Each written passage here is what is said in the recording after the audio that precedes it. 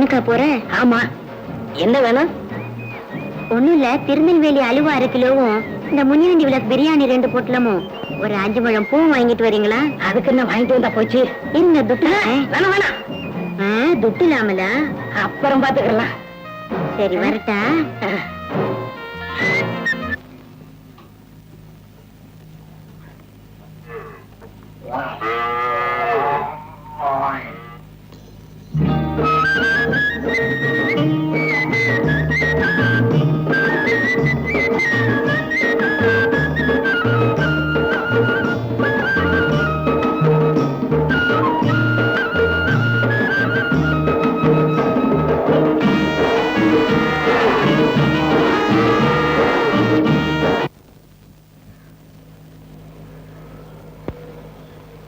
துட்டு காசெல்லாம் வேணாம்.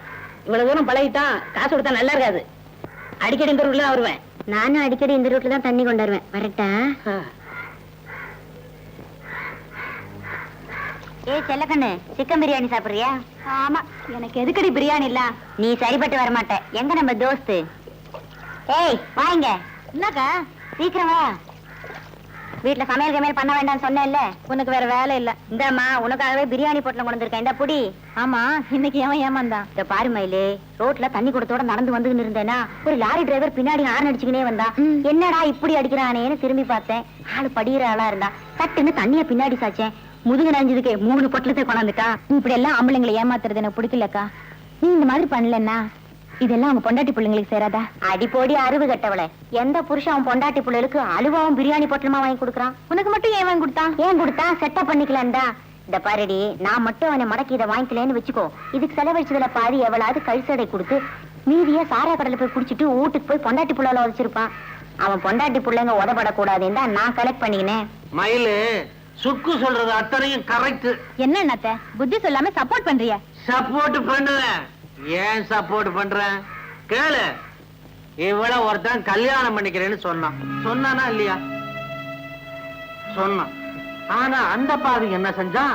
ஒரு வப்பாட்டிய வச்சுக்கிட்டு பணத்தை வாரி வாரி குடுத்துக்கிட்டு பொண்டாட்டியா வர இருந்த இவகிட்ட வாய் கூசாம வரதட்சணை கேட்டான். அத கொடுக்க வழி இல்லாமத்தான் இவங்க அம்மா தற்கொலை பண்ணிக்கிட்டாங்க. அப்படியா? ஆமா மயிலு, அதுக்கப்புறம் தான் இந்த அயோக்கியத்தனம் பண்ற ஆம்பளைங்களே பழி வாங்க ஆரம்பிச்சேன். மயிலு, இப்ப சொல்லு, இவ செய்யறது கரெக்டா இல்லையா? கரெக்ட் தாங்க. சுக்கு, மயிலு ரைட்டு கொடுத்துருச்சு. நீ ஓ ரூட்ல போ. எவனாவது கிராஸ் பண்ணா சொல்லு, நான் என் இன்ஜினை ஏத்திடுறேன். வர்ற செல்லக்கண்ணு, உன் பொண்ணுக்கு சுக்க பத்தி ஒண்ணும் தெரியாது சொல்லிட்டேன். வரட்டுமா? என்ன மன்னிச்சிருக்கா, உன்னை பத்தி புரிஞ்சுக்காம தப்பா பேசிட்டேன்.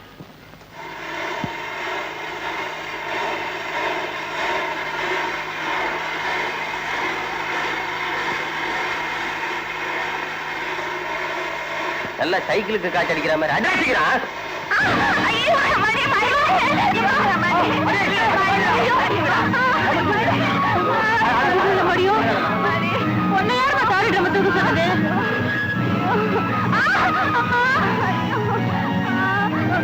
என்னாச்சு?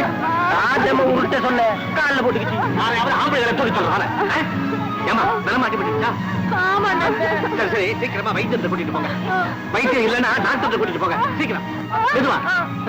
பைக்கில நீ ஏன் இன்ஜின் விட்டு கீழே இறங்கின? அங்க என்ன கும்பல?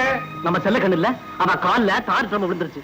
ஆமா, இந்த பொம்பளைங்களுக்கு தம்மா துண்டு கீச்சிக்கினா போதும், ஊரையே கூட்டிட்டு வாருங்களே. ரத்தம் கொட்டுதியா? தாரு டப்பா மேல விழுந்தா ரத்தம் வராம தண்ணியா வரும். நீ வா, உன் கால்ல தார் ட்ரம் போடுறேன், ரத்தம் வரதா இல்லையான்னு பாக்கலாம்.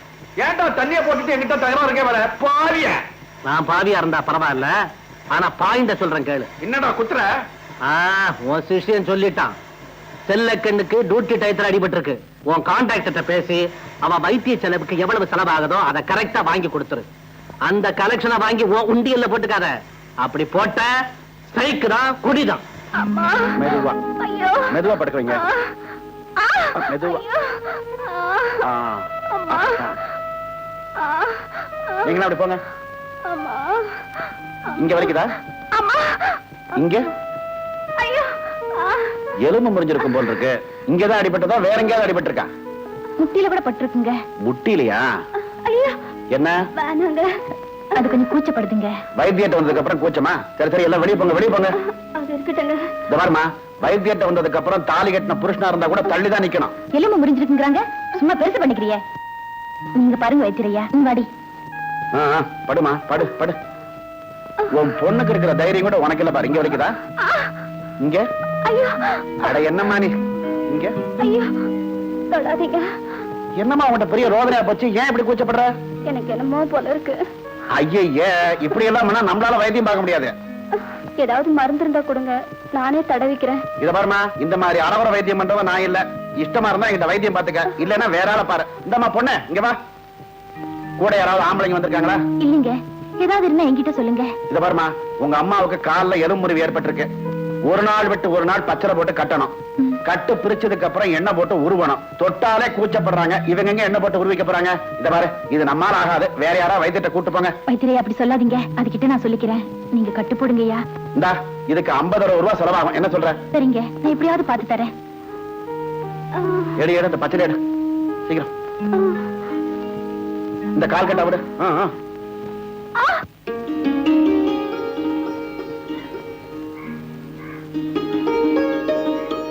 பால் பால். என்னையா இது, பாலை குளத்த வரைக்கும் கொண்டாந்துட்டியா? முட்டாண்டவர் வேணும். பாலை எடை கட்டாம எடுத்து வச்சிருந்தேன், ஆளையே காணோம். அதான் பாலை இங்கே கொண்டு வந்துட்டேன். ஆமா, ஏன் வரல? ஒண்ணு இல்லையா, நேத்து எங்க அம்மா வேலை பார்த்துட்டு இருந்ததா, திடீர்னு தாருட்டுன்னு கால்ல விழுந்துச்சு. கால் பெருசா வீங்கிடுச்சு. ராத்திரி பூரா எங்க அம்மா தூங்கவே இல்ல, துடிச்சிடுச்சு. காலையில வைத்தியர்கிட்ட கூட்டு போனேன், அதான் ஏன் வர முடியல.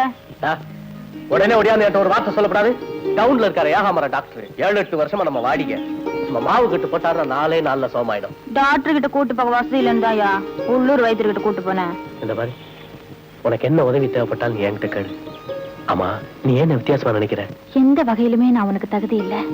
அப்படி இருக்கும்போது எந்த உரிமையில உன்னை உதவி கேட்க சொல்ற? இந்த பால் மாட்டுக்கு தார் ரோடு பிடிச்சு போச்சு, அந்த உரிமையில தான் கேட்க சொல்றேன். யோ, என்னென்னமோ சொல்றியே, அதெல்லாம் நடக்குமா? நடக்கும்னு தெரிஞ்சாதான் நான் எதையுமே செய்வேன். மயிலு, நான் பயப்பட வேண்டியதே எங்க அம்மா ஒரு ஆளுக்கு தான். அவங்களும் இதுக்கு சம்மதிக்கலன்னு வச்சுக்க, பேசாம கரவ மாட கையில கொடுத்து ஜோர்தலை கைமா வெளியே வந்துருவேன். இந்த பாரு, ஒன்னு சொல்றேன், ஒரு நாளைக்கு 2 வேளை கறந்தா போதும், உன்னை ராசாத்தி மாதிரி உட்கார வச்சு சோறு போடுவேன். மாட்டை உங்க அம்மா கையில கொடுத்துட்டு நீ வந்துடுவேன், சட்டி எங்க அம்மா கையில கொடுத்துட்டு நான் வர முடியாதியா, ஏன்னா அதுக்கு என் மேல உசுறு. அப்போ உங்க அம்மாட்டே வந்து கேக்குறேன். ஐயோ, அப்படிலாம் ஒண்ணும் பண்ணாதயா, நான் சொல்ற போது வந்து கேட்டா போதும். அது வரைக்கும் இப்படி திருட்டுத்தனமா சந்திக்கலாங்கிறியா? இல்ல, ஊர் நடுவுல மேடை போடு, அங்க சந்திப்போம்.